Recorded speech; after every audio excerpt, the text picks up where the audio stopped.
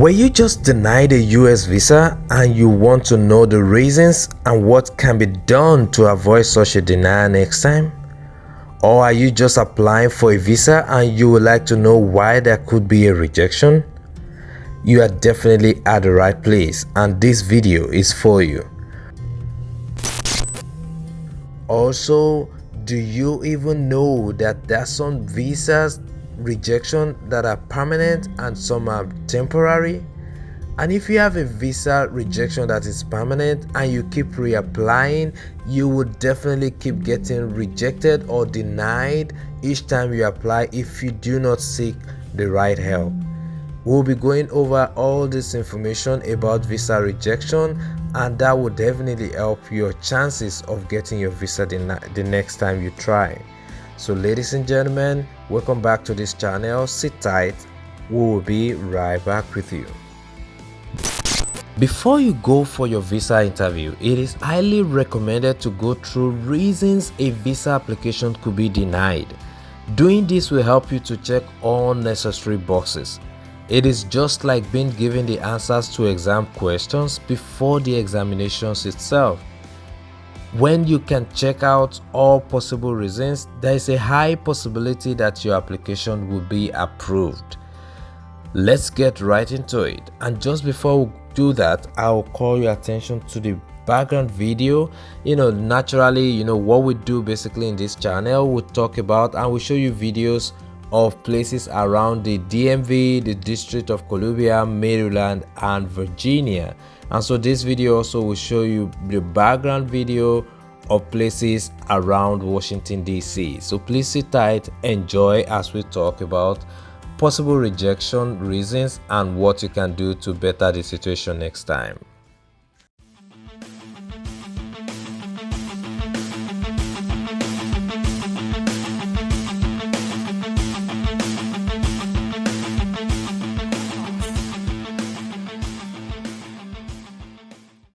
The United States of America is an open society. Unlike many other countries, the US does not impose internal controls on most visitors, such as registration with local authorities.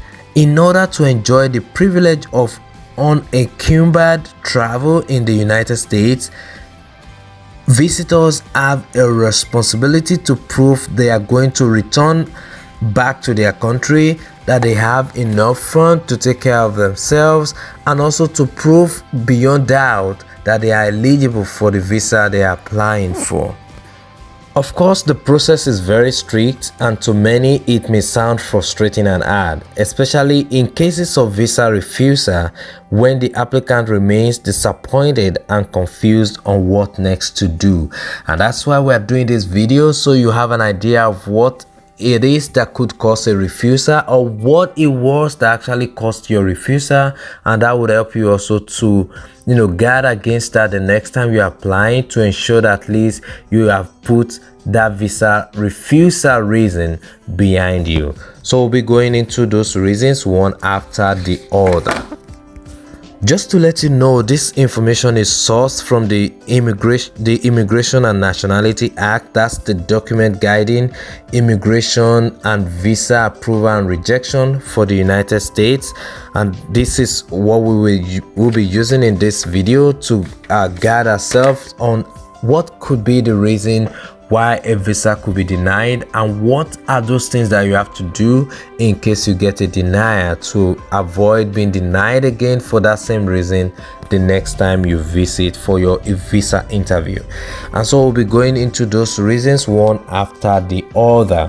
So according to the INA, the first on that list will be incomplete application or supporting document.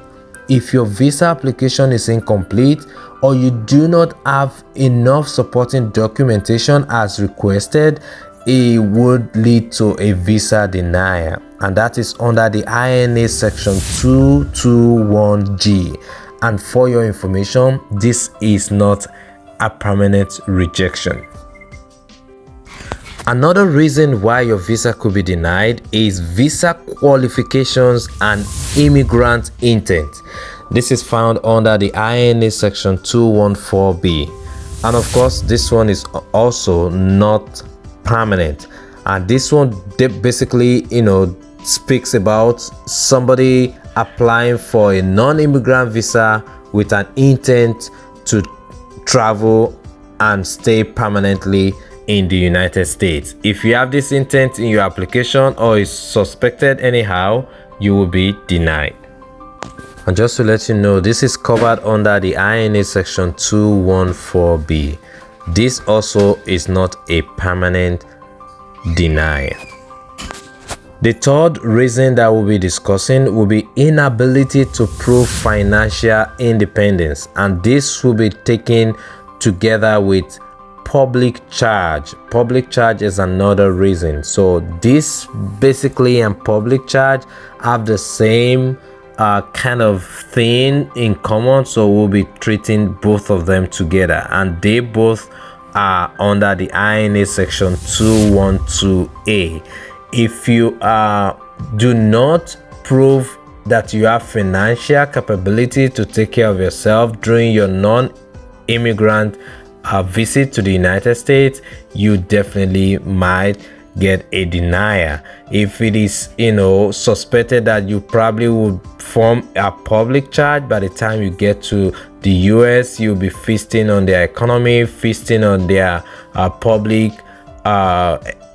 facilities without cost, without enough provision that you'll be able to take care of yourself financially. You definitely also might be experiencing a denial. Another non-permanent reason for denial would be unlawful presence in the United States, and in some cases it could be tagged bad travel history.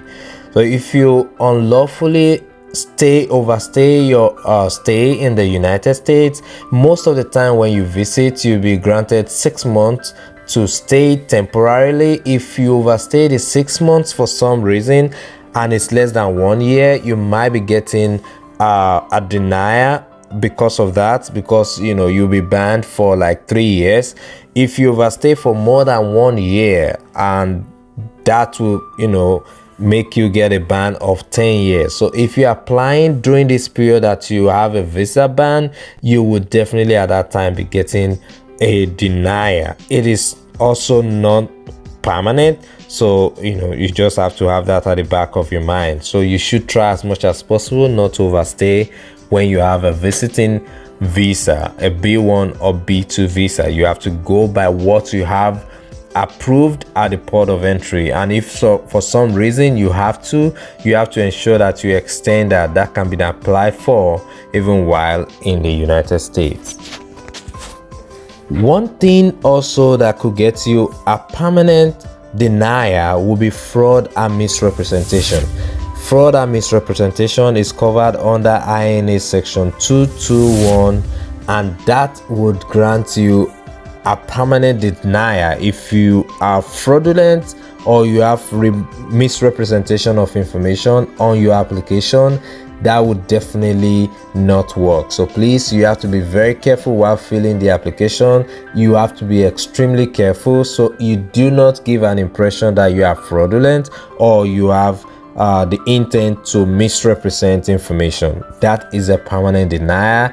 It would take a lot of intervention to have that change, and that could cost you a lot of things. So definitely you don't want to go that route. Other reasons why you could get a permanent denial will be criminal, and if you have any criminal record, any foreigner who has ever been convicted for criminal activities, murder, drug trafficking, human trafficking, genocide, money laundering, and the likes would definitely be considered ineligible to enter the United States, and that definitely, like I said, is going to be a permanent denial. Then if you also are considered by the consular officer or the attorney general as a risk to the security of the United States, you will also be refused entry, and that would also grant you a denial. If you are considered security risk to the US, you'll be denied entry. Also, there are some other reasons that you could get a denial. One of them also is practice of polygamy. Foreigners coming to the US to practice polygamy. You have a wife back at home and then you have an intention of going to the US to marry another one. You definitely will be denied. The US does not support polygamy, so you should have that at the back of your mind. Also, if you are a guardian accompanying an inadmissible person, somebody that's been denied or be considered inadmissible to the United States, if you are accompanying that person, you also get denied your application. Also, a foreigner who supports abductors also will get denied. Abduction is highly prohibited around here, so if you are in support of adoption, you will also be denied. Also, former citizens who renounced citizenship to avoid taxation. Taxation is highly rated in the US, and taxation fraud is extremely prohibited. So if you deny or you renounce your citizenship to avoid taxation and then you want to come back, you definitely would also be denied. A lot of things happen in between when you get a denial and when you reapply, and of course what you want to do is to get the situation better the next time you are visiting, and that's a good way to do it, is to check every denial reason to be sure you do not fall victim of any of them. And that's the reason why we're doing this video, so you'll be able to check all the possible denial reasons according to the INA, and that would guide you to be sure that okay, you can check them out. I don't have this one definitely I can beat. You'll be able to have a high possibility of getting your visa when you visit. And if you've had a denial in the past, a denial does not mean that you cannot get a visa the next time you try, and that's why you have to be sure that your denial is well understood.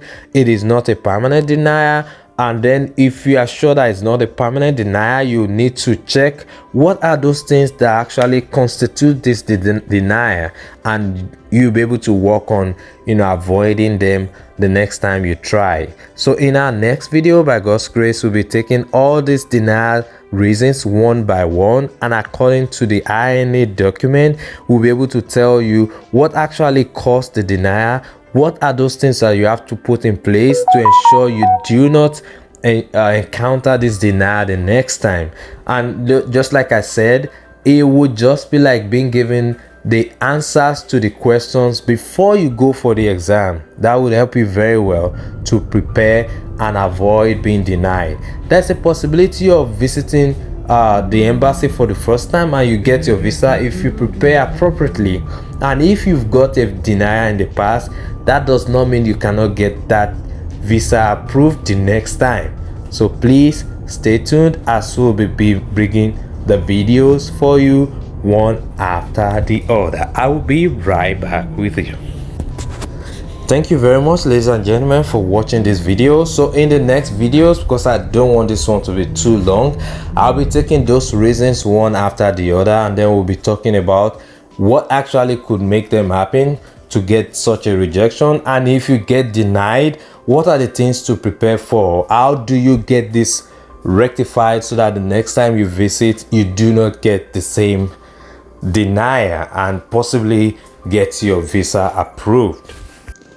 Already, enjoy the rest of your day. Thank you very much, and please subscribe to this channel, hit the notification button so as soon as we drop a new video, you'll get notified and then you can join us. Thank you very much for your time. This is your guy again. I am Double Joy. Enjoy the rest of your day. Bye for now. Double.